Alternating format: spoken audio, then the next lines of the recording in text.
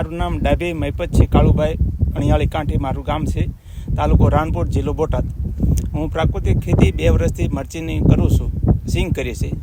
એમાં સારું એવું વળતર મળી રહે છે. પહેલાં હું પેલું વિલાયતી ખાતર વાપરતો હતો, એમાં છોડ પાકી જવાનું એવા બધા ખર્ચા બહુ રહેતા હતા. આમાં ઓછું રહેશે અને કોઈ દિવસ છોડ ફૂંકાતો નથી.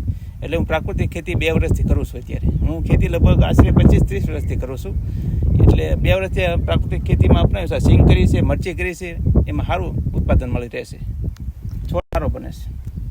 મરચીના વાવેતરમાં 2 વર્ષથી મરચી કરું છું. એમાં સૂકું મરચું બોટાદ જે ચૂડાના વેપારીઓ થડા નાખીને 2 એને વેચું છું. ગયા વર્ષે મારે 4300નું 20 કિલો મરચું વેચાણ હતું અને અમુક ટકા મરચું હું પોતે દળે અને ઘરઘરું વેચાણ કરું છું. એમાં નફો સારો મળી રહેશે. હું જેડીવાળા હાલમાં નાયબ બાગાયત નિયામક તરીકે બોટાદ જિલ્લામાં ફરજ બજાવું છું અને અમરેલી જિલ્લો પણ સંભાળું છું. હાલમાં બાગાયત ખાતાની જે કામગીરી છે એની મારા પર જે જવાબદારી છે એની ફરજ અદા કરું છું. રાજ્ય સરકાર દ્વારા પ્રાકૃતિક કૃષિને પ્રમોટ કરવા માટે સમગ્ર રાજ્યમાં પ્રાકૃતિક કૃષિના વિવિધ આયામો ખેડૂતો અપનાવતા થાય તે હેતુથી પ્રચાર પ્રસારની વિવિધ કામગીરીઓ કરવામાં આવતી હોય છે. તથા રાજ્ય સરકાર દ્વારા કૃષિ, ખેડૂત કલ્યાણ અને સહકાર વિભાગ હેઠળના દરેક ખાતાઓ દ્વારા પ્રાકૃતિક કૃષિને લગતી વિવિધ સહાય યોજનાઓ પણ ચલાવવામાં આવે છે. જેમાં બાગાયત ખાતા દ્વારા ચાલુ વર્ષે રાજ્ય સરકારે નવી યોજના તરીકે પ્રાકૃતિક કૃષિના માધ્યમથી શાકભાજીની ખેતી કરતા ખેડૂતોને સહાય આપવા માટેની ખૂબ સરસ યોજના લોન્ચ કરેલી છે. જેમાં પ્રાકૃતિક કૃષિ કરતા ખેડૂતોને પ્રતિ હેક્ટરે 20,000 રૂપિયા સુધીની માતબર રકમની સહાય આપવામાં આવે છે.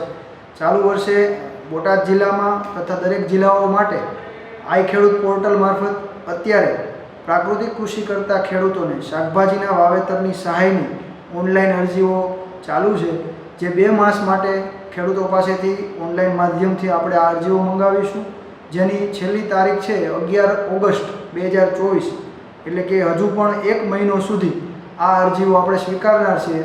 અત્યાર સુધીમાં ઘણા બધા પ્રાકૃતિક કૃષિ કરતા ખેડૂતોની અરજીઓ બાગાયત કચેરીને મળેલી છે, જેને મંજૂરી આપવાની પ્રક્રિયાઓ હાલમાં હાથ ધરેલી છે. અને દરેક પ્રાકૃતિક કૃષિ કરતા ખેડૂતોને સંતોષ આપી શકાય એટલી રકમની ફાળવણીઓ પણ રાજ્ય સરકાર દ્વારા કરવામાં આવેલી છે, જેથી કરીને પ્રાકૃતિક કૃષિ કરતા કોઈપણ ખેડૂતો બાકાત ન રહે અને શાકભાજીની ખેતીમાં રોગ જીવાતના પ્રશ્નો, વિવિધ પ્રશ્નોને પ્રાકૃતિક કૃષિના માધ્યમથી કેવી રીતે આપણે ઉકેલી શકીએ તે દિશામાં ખેડૂતોને બાગાયત વિભાગના અત્રેના અધિકારીઓ દ્વારા માહિતગાર અને માર્ગદર્શન પણ આપવામાં આવે છે. સાથે લોકોને પણ આરોગ્યપ્રદ શાકભાજીઓ કેમ મળી રહે એ દિશામાં સરકારશ્રી અને બાગાયત વિભાગ સતત ચિંતિત હોય છે. ત્યારે આ યોજનાનો વધારેમાં વધારે ખેડૂતો લાભ લે એવી નમ્ર નિવેદન છે.